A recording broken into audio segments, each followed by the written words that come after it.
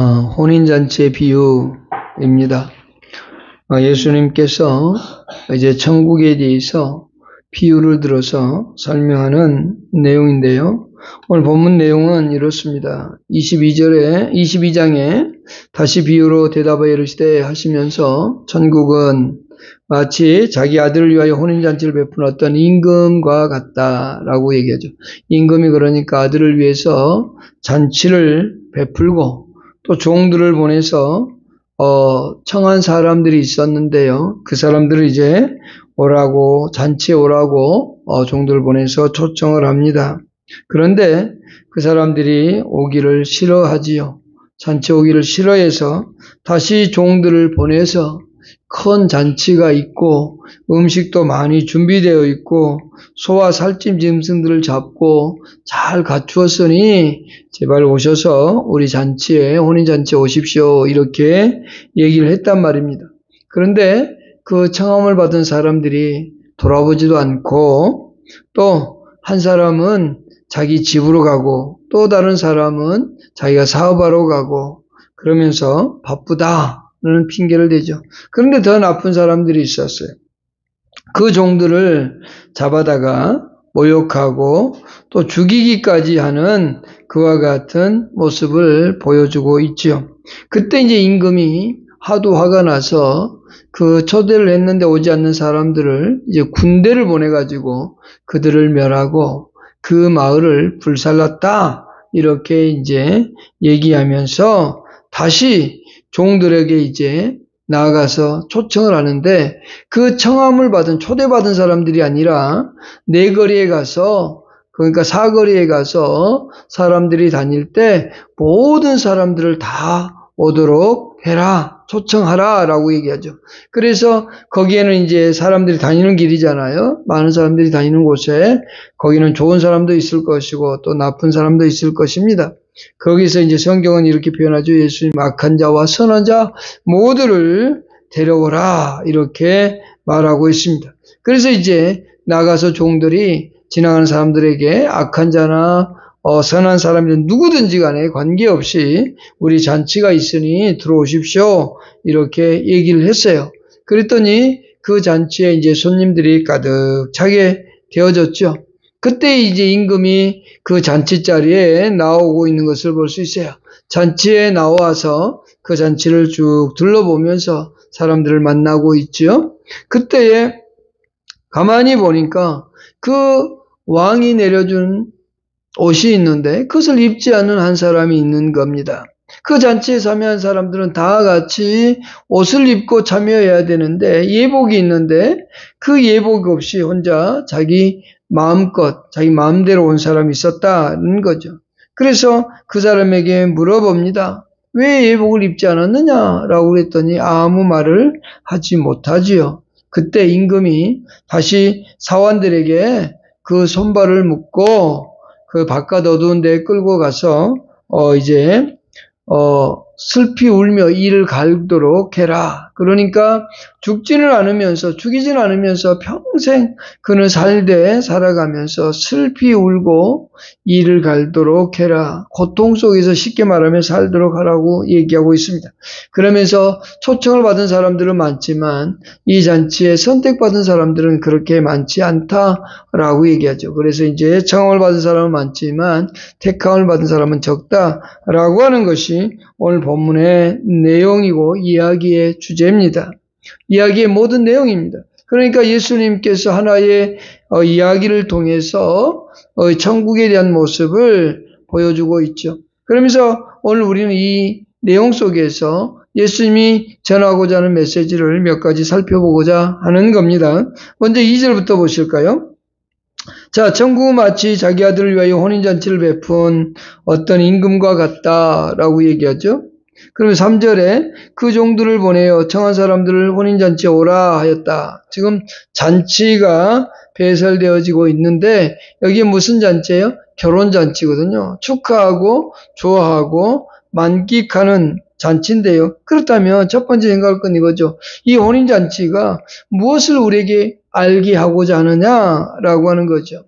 여기에 잔치에 보면 임금이 아들을 위하여 혼인잔치를 베풀었다라고 말하고 있거든요.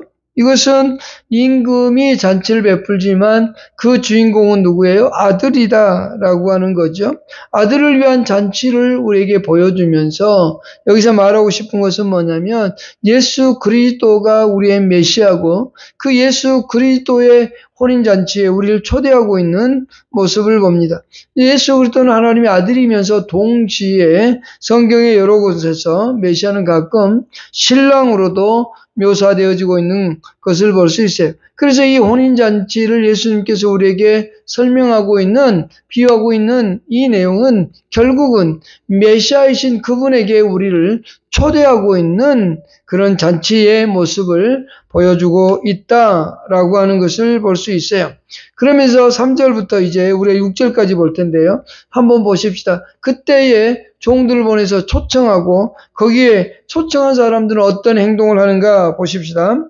다시 종들을 보내며 이르되 청한 사람들에게 이르기를 내가 오찬을 준비하되 나의 소와 살찐 짐승을 잡고 모든 것을 갖추었으니 혼인잔치에 오소서 하라 했더니 그들이 돌아보지도 않고 한 사람은 자기 밭으로 한 사람은 자기 사업하러 가고 그 남은 자들은 종들을 잡아 모욕하고 죽이니 라고 되어 있습니다.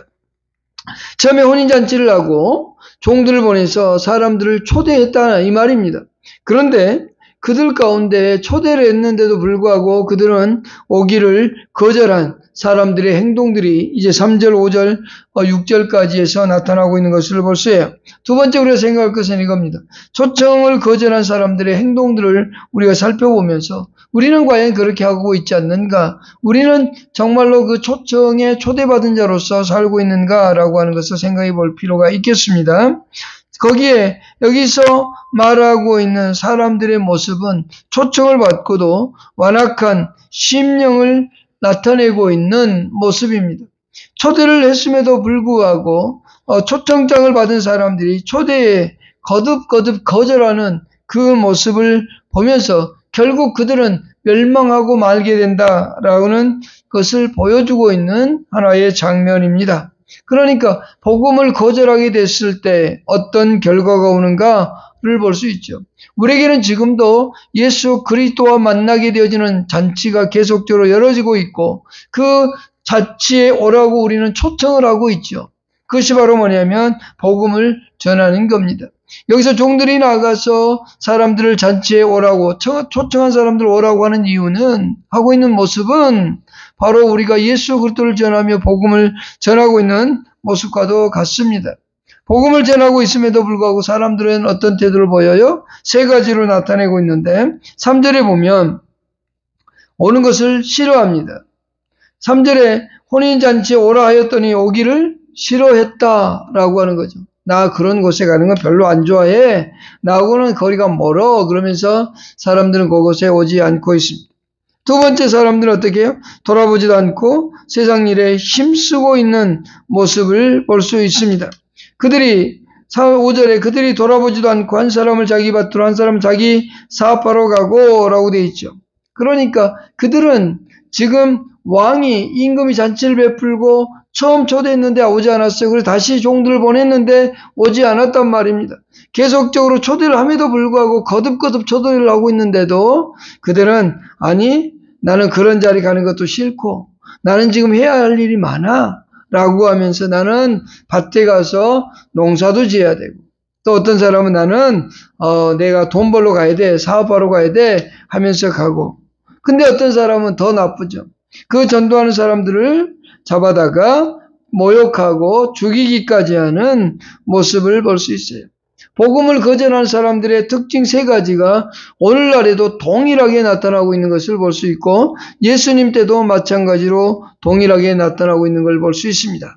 예수 그리스도의 복음을 전하면 사람들은 그 예수 그리스도의 복음을 좋아하느냐? 그렇지 않지요. 싫어한다는 얘기입니다.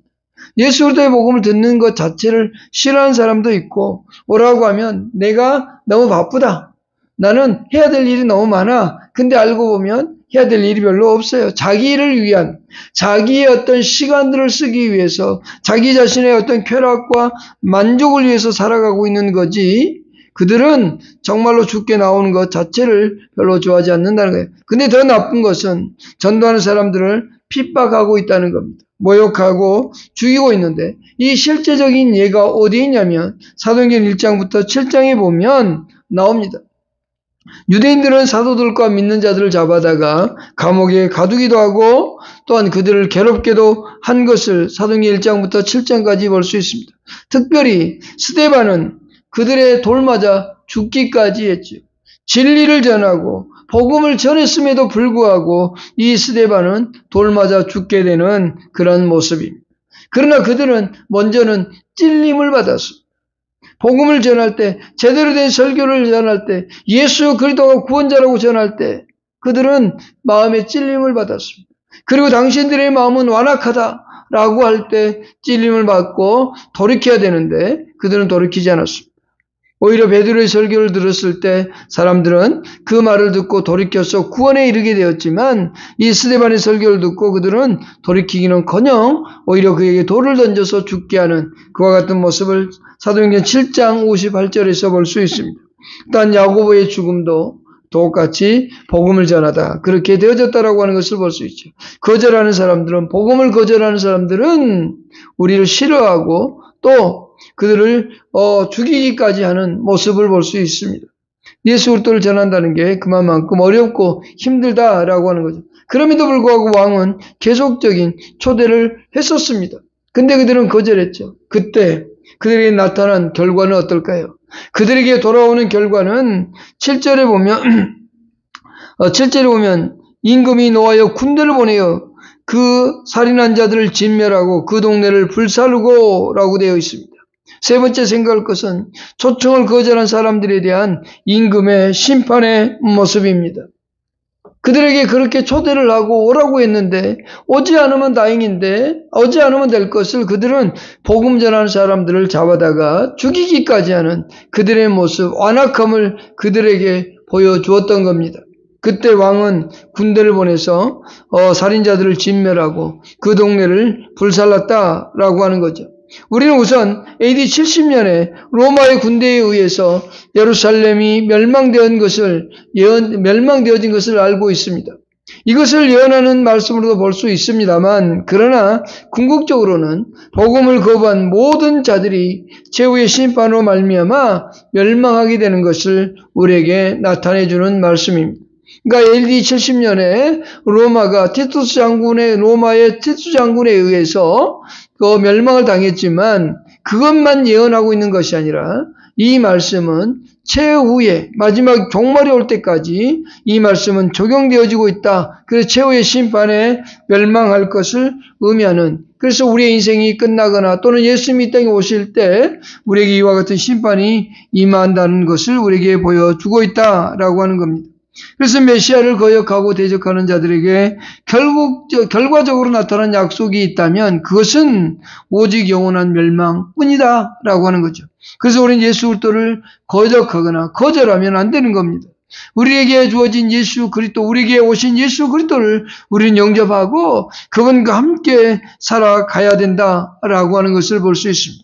그런데 이 왕은 너무도 인자하십니다. 그래서 돌아오지 않으니까 그 아들의 잔치의 빈자리를 어떻게 채우시는가를 보십시다. 8절부터 10절에 보십시다. 이에 종들에게 이르되 혼인잔치는 준비되었으나 청한 사람들은 합당하지 아니하니 내 거리 길에 가서 사람을 만나는 대로 혼인잔치에 청하여 오라 한데 종들이 길에 나가 악한 자나 선한 자나 만나는 대로 모두 데려오니 혼인잔치에 손님들이 가득한지라 라고 되어 있습니다. 임금은 그들을 멸하시고 난 다음에 어떻게 해요? 다시 종들을 통해서 다른 사람들을 또다시 초청하고 있는 모습을 볼 수 있습니다. 거기에 보면 네 거리에 가서라는 겁니다. 사거리죠. 그 사거리는 사람들이 다 동서남북에서 올 수 있는 방향을 얘기해 주는 거예요. 거기에서 데리고 오는데 외적인 조건을 달지 않고 있다라고 하는 거죠. 거기 잔치에 들어오는 데 있어서 조건이 필요 없다라고 하는 겁니다. 악한 사람이든 또는 선하게 살았던 사람이든 누구든지 데려오라는 겁니다. 인간적인 입장에서 누구는 선하고 누구는 좋고 누구는 나쁘고 이런 관점이 아니라 모든 사람을 초대하는 그 하나님의 모습을 우리는 볼 수 있는 겁니다. 하나님의 그 놀라운 사랑이 여기에 있는 겁니다. 만일 우리가 이 왕이 정한 조건이 어떤 것이 있었다면 우리는 들어갈 수 없었을 겁니다. 그 왕께서 정한 조건, 선함에 가진 사람들 또는 부를 가진 사람들 아니면 머리에 지식이 좋은 사람들 이런 식의 기준을 두었다면 우리는 아마 들어가지 못했을 겁니다. 그러나 하나님은 그렇게 하지 않고 있는 겁니다. 여기 임금은 그렇게 하고 있지 않습니다. 모든 사람들을 나오게 하라. 내 잔치에 누구든지 오라고 얘기하고 있는 겁니다. 인간적인 조건이 아니라 하나님의 궁극적인 은혜로 이 잔치에 참여하고 있는 것을 보여주는 겁니다. 이것은 결과적으로 우리의 구원이 우리가 받는 하나님께서 베푸신 구원의 은혜가 오직 하나님의 주권적인 은혜에 의해서 되어진다라고 하는 겁니다. 인간의 조건이 아니라 인간이 가지고 있는 어떤 외적인 조건이 아니라 선과 악을 행함에 상관치 말고 오직 하나님의 기쁘신 뜻에 의해서 우리를 부르시고 초대하셨다라고 하는 겁니다. 여기에 나온 종들, 사람들은 그 임금의 초대에 초청받아 나아갔다라고 하는 것을 볼 수 있어요. 우리는 내가 하나님께 나와왔다, 내가 하나님의 은혜를 받았다, 내가 하나님께 뭘 했다, 우리는 이렇게 말하기 쉬우나 절대로 그렇지 않습니다. 나는 내가 착해서 예수 믿었어, 내가 어려움 당해서 예수 믿었어 라고 할지 모르지만 우리에게 주어진 예수 그리스도를 믿는 그 믿음의 역사는 오직 하나님 성삼위 하나님의 구원의 역사에 의해서 이루어진다는 사실을 우리는 잊어서는 안 됩니다. 하나님의 선택하시고 예수 그리스도는 우리의 죄를 용서하기 위하여 모든 것을 다 짊어지고 죽으셔서 우리의 죄를 용서하시고 그것을 우리에게 적용시켜주는 것은 성령이 하신다고 말씀합니다. 그렇기 때문에 우리는 삼위일체 하나님에 의해서 구원받았다는 사실을 절대로 잊어선 안 된다라고 하는 거죠. 우리는 그 하나님의 궁극적인 기쁘신 뜻에 의해서 구원에 이르게 된 겁니다. 여기에 임금의 잔치에 초대받아 온 사람들이 자기들이 어떤 조건을 가지고 있는 것이 아니라 그저 임금이 부르신 그 모든 사람을 초대한 그 초청에 응했을 뿐이다 라고 하는 겁니다. 우리 또한 하나님의 부르심에 순종하고 그 뜻에 따르기 위하여 하나님께 나와왔고 그럴 때 성령께서 우리에게 감동과 감화를 주셨고 그러므로 우리에게 믿음이 생기게 하셨고 예수 그리스도를 성령으로 말미암아 우리가 고백하게 되어졌다라고 하는 겁니다. 그런데 여기에 이제 더 중요한 내용이 하나 나옵니다. 자, 11절부터 보십시다. 11절부터 13절까지 보십시다. 임금이 손님들을 보러 들어올세 거기서 예복을 입지 않는 한 사람을 보고 이르되 친구여 어찌하여 예복을 입지 않고 여기 들어왔느냐 하니 그가 아무 말도 못하거늘 임금이 사원들에게 말하되 그 손과 발을 묶어 바깥 어두운 데 내던지라 거기서 슬피 울며 이를 갈게 되리라 이렇게 말씀하고 있습니다.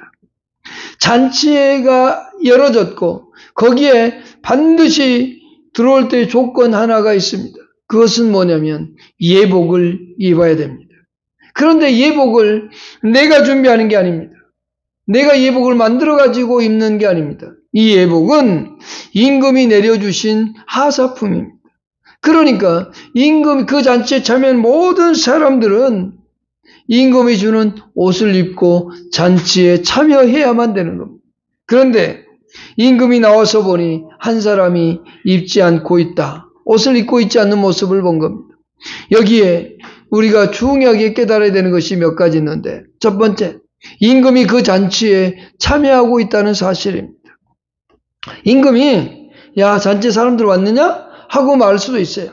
근데 나와서 임금이 사람들이 참여한 사람들을 다 만나고 있는 그와 같은 모습입니다. 그들을 돌보고 있는 모습입니다.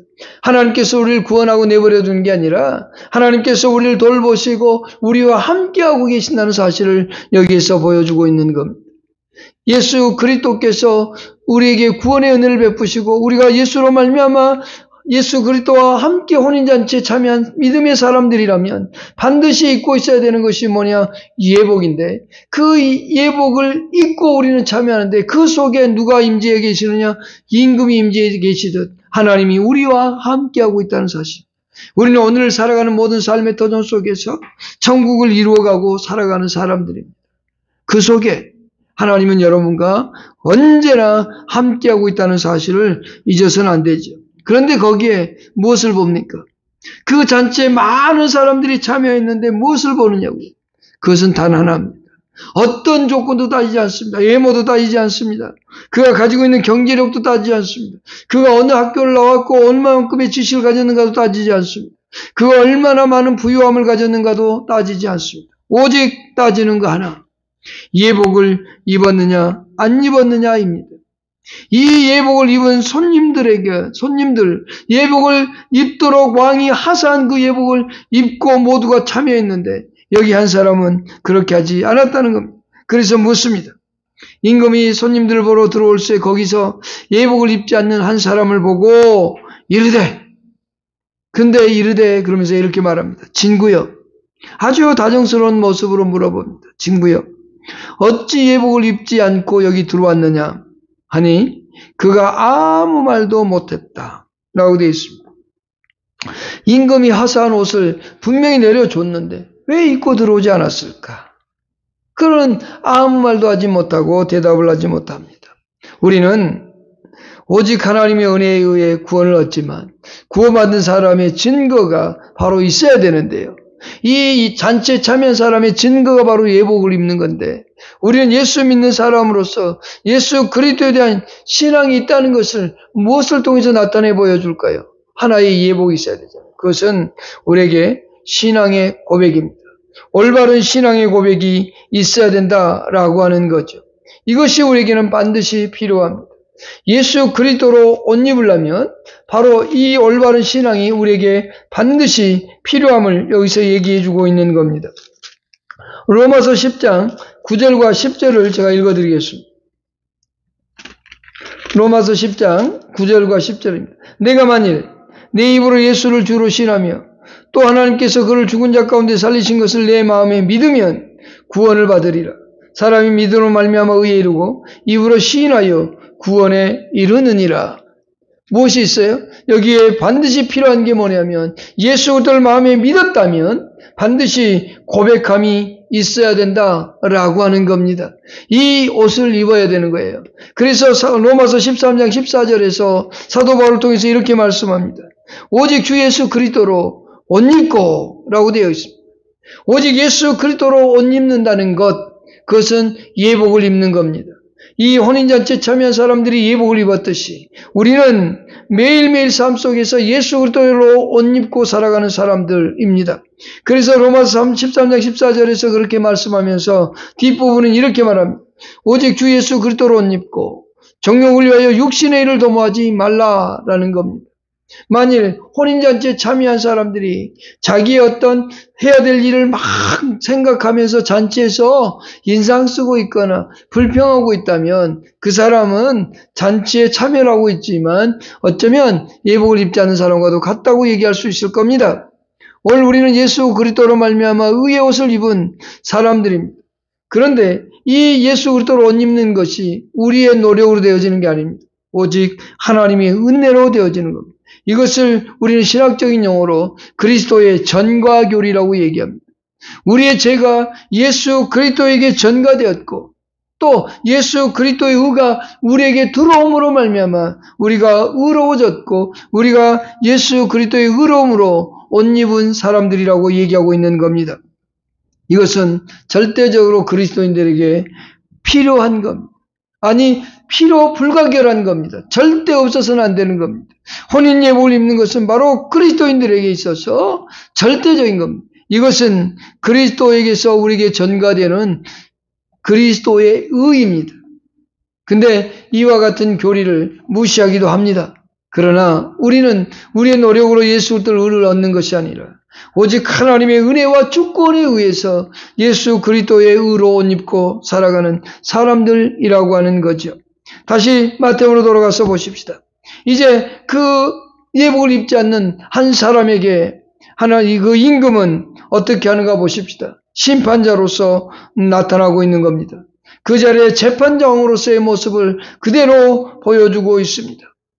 그가 왜 옷을 입고 들어가지 않느냐고 물으신 다음에 그에게 판결을 내리는 거죠. 임금이 사원들에게 말하되 손발을 묶어 바깥 어두운 데 던지라 라고 하는 거예요. 재판장으로서 그의 모습을 보고 그가 옷 입지 않은 그 모습을 보고 그에게 종들을 시켜서 일하는 사원들을 시켜서 손발을 묶고 바깥 어두운 데 던지라 라고 얘기합니다. 요한계시록 21장에 마지막 최후의 심판을 얘기할 때에 예수 그리스도의 생명책에 이름이 없는 자들을 불못에 던져 넣는 모습을 그대로 상기시켜주고 있는 모습입니다. 오늘 우리는 예수 그리스도를 믿고 따르는 사람들입니다. 예수 그리스도 안에서 살아가면서 예수 그리스도의 의로 우리가 살아가고 있음에도 불구하고 예수 그리스도에 옷 입지 않는다면, 예수 그리스도에 대한 신앙이 없다면, 그저 어정쩡하게 예수를 믿는 것도 아니고 안 믿는 것도 아닌 그러한 모습으로 살아간다면 우리에게 닥칠 모습은 바로 이런 겁니다. 요한계시록 21장 15절에 누구든지 생명책에 기록되지 못한 자는 불못에 던져지더라. 이 말씀과 똑같이 오늘 여기에 임금이 사원들에게 말하되 손발을 묶어 바깥 어두운 데 내던지라. 그가 거기서 슬피 울며 이를 갈게 될 것이다. 우리에게 마지막 남은 멸망이 있다면 그것은 지옥일 겁니다. 우리에게 분명한 것은 반드시 우리는 죽게 될 것이고 그 이후에 하나님의 심판이 있다는 것이 히브리서 9장 27절의 말씀이고 또한 성경의 곳곳에서 말하고 있는 심판의 모습을 보여줍니다. 베드로 사도는 이렇게 말했습니다. 베드로전서 1장 9절을 통해서 우리가 신앙생활하는 궁극적인 이유, 그것은 영원한 생명을 얻기 위함이다라고 말합니다. 여러분, 우리는 예수 그리스도의 잔치에 참여한 사람으로서 예수 그리스도를 의로 믿고 살아가는, 예수 그리스도의 옷을 입고 살아가는 믿음의 사람들입니다. 오늘 우리가 그 삶 속에서 온전히 하나님께 영광을 드리고 하나님과 함께하는 믿음의 삶을 살아가는 우리가 될 수 있기를 축복합니다. 그렇지 않을 때 우리에게 남은 결과, 우리의 인생의 가장 중요한 것은 뭘까요? 영원한 생명을 누리며 살아가는 겁니다. 그런 삶이 여러분 속에 펼쳐지기를 축복합니다. 기도하십시다. 하나님 고맙습니다.